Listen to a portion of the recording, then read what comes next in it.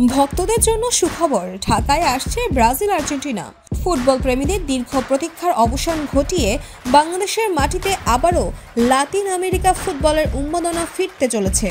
জাতীয় দল নয়, ঢাকায় অনুষ্ঠিত হতে যাচ্ছে ব্রাজিল ও আর্জেন্টিনার বাছাইকৃত তরুণ দল নিয়ে 3 জাতি প্রীতি ফুটবল টুর্নামেন্ট। এই জমকালো আয়োজনের সবচেয়ে বড় চমক হলো বিশ্বকাপ জয়ী ব্রাজিল অধিনায়ক কাফুর ঢাকায় আগমন। এএফ বক্সিং প্রমোশন ইন্টারন্যাশনাল লিমিটেডের উদ্যোগে আগামী 5 ডিসেম্বর মাঠে গড়াবে এই আমন্ত্রণমূলক প্রতিযোগিতা। হোটেল ইন্টারকন্টিনেন্টালে শুক্রবার বিকালে আয়োজক প্রতিষ্ঠান AF boxing promotion international limited এই টুর্নামেন্টের সার্বিক বিষয়ে অবহিত করতে সংবাদ সম্মেলন করে। আয়োজক প্রতিষ্ঠানের চেয়ারম্যান মোহাম্মদ আসাদুজ্জামান নিশ্চিত করেছেন যে আর্জেন্টিনা থেকে আতলেটিকো শার্লন ক্লাব এবং ব্রাজিল থেকে সাও বার্নার্দো ক্লাবের অধীনে বাছাইকৃত তরুণ দল বাংলাদেশে আসবে। এই দলগুলো মূলত অনূর্ধ্ব 20 পর্যায়ের ফুটবলারদের নিয়ে গঠিত। এমনকি একজন সর্বশেষ যুব ফিফা বিশ্বকাপ খেলা ফুটবলার দলে থাকার সম্ভাবনা রয়েছে। বাংলাদেশ ফুটবল ফেডারেশনের নির্বাহী কমিটির সদস্য কামরুল ইসলাম হিলটন জানান, বাংলাদেশের দলটি হবে অনূর্ধ্ব 17, অনূর্ধ্ব 20, অনূর্ধ্ব 23 দল থেকে বাছাইকৃত প্রতিভাদের সমন্বয়ে গঠিত। আয়োজনের সবচেয়ে বড় আকর্ষণ হিসেবে আগামী 11 ডিসেম্বর ঢাকায় পা রাখবেন ব্রাজিলের বিশ্বকাপ জয়ী অধিনায়ক 55 বছর বয়সী কিংবদন্তি ডিফেন্ডার কাফু। সংবাদ সম্মেলনে কাফুর পাঠানো ভিডিও বার্তায় বড় পর্দায় দেখানো হয়, যেখানে তিনি বাংলাদেশে আসার বিষয়টি নিশ্চিত করেছেন। এছাড়া আয়োজক প্রতিষ্ঠান ঘোষণা করেছে যে আর্জেন্টাইন কিংবদন্তি গ্রাভিয়েল, হুয়ান সেবাস্তা ভেরন, ক্লদিও ক্যানাজিয়ার মধ্যে একজনকে আনার চেষ্টা করা হচ্ছে।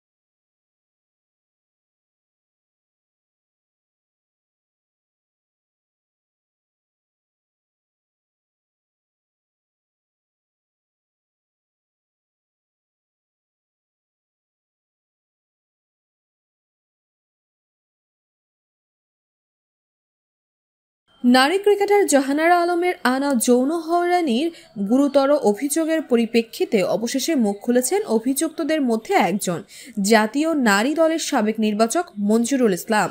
সাবেক এই বাঁহাতি পেসার অভিযোগের বিষয়ে সরাসরি কোনো মন্তব্য না করে বরং বিসিবি এবং সম্ভাব্য রাষ্ট্রীয় তদন্তের অংশগ্রহণের কথা জানিয়েছেন।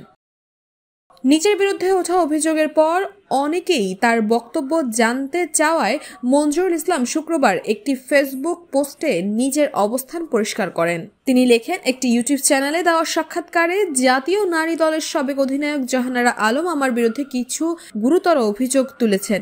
এরপর থেকে দেশ বিদেশের সাংবাদিক ভাই বোন থেকে শুরু করে শুভাকাঙ্ক্ষী সবাই আমার বক্তব্য জানার চেষ্টা করছেন, যোগাযোগ করছেন। এই বিষয়ে আমার নীরবতা নিয়েও প্রশ্ন উঠেছে। মঞ্জুরুল জানান, তিনি বিসিবি গঠিত তদন্ত কমিটি ও যে কোনো রাষ্ট্রীয় তদন্ত মোকাবেলা করতে প্রস্তুত। তিনি বলেন, অভিযোগের পর বিসিবি জানিয়েছে একটি তদন্ত কমিটি গঠন করা হবে এবং 15 কর্মদিবসের মধ্যে সেই কমিটি তদন্ত প্রতিবেদন জমা দেবে। নিঃসন্দেহে এটি ভালো উদ্যোগ। বিসিবি ছাড়া রাষ্ট্রীয়ভাবে যদি কোনো তদন্ত কমিটি গঠন হয়, আমি সেগুলো ফেস করব এবং আমার বক্তব্য তুলে ধরব। মঞ্জুরুল ইসলাম 1999 সাল থেকে 2004 সাল পর্যন্ত জাতীয় পুরুষ দলের হয়ে 17টি টেস্ট এবং 34টি ওয়ানডে খেলেছেন। তিনি 2020 সাল থেকে 2023 সাল পর্যন্ত জাতীয় নারী ক্রিকেট দলের নির্বাচক এবং একই সময়ে বিভিন্ন সিরিজে দলের ম্যানেজার হিসেবেও দায়িত্ব পালন করেছেন। জাহানারা তার বিরুদ্ধে সাবেক নির্বাচকের দায়িত্বে থাকাকালীন যৌন নিপীড়ন ও হয়রানির অভিযোগ এনেছেন।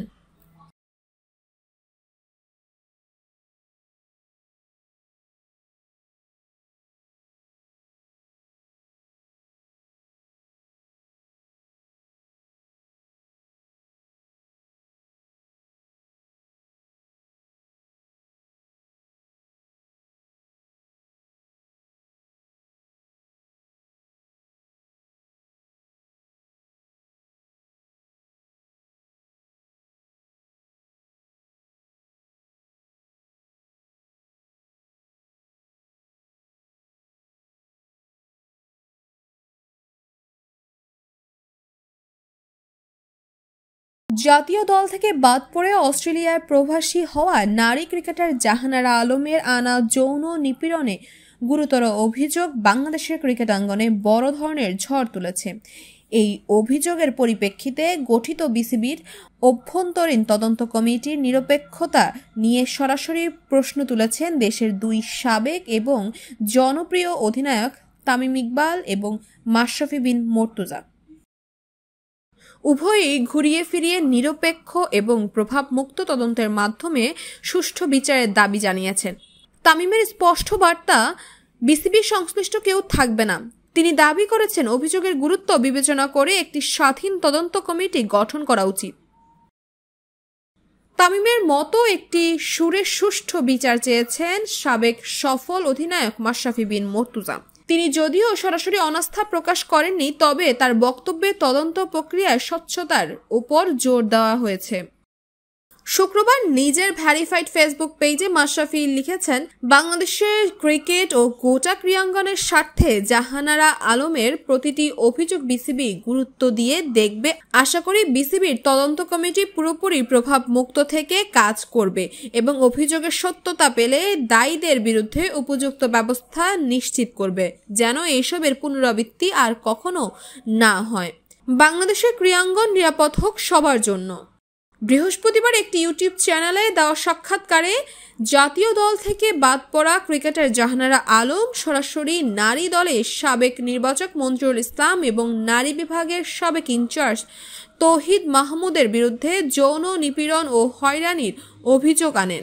তিনি আরও দাবি করেন, এই বিষয়ে তিনি বিসিবির কাছে বারবার অভিযোগ জানালেও কোনো প্রতিকার পাননি, বরং মঞ্জুরুলের দিক থেকে অত্যাচারের মাত্রা আরও বেড়েছিল।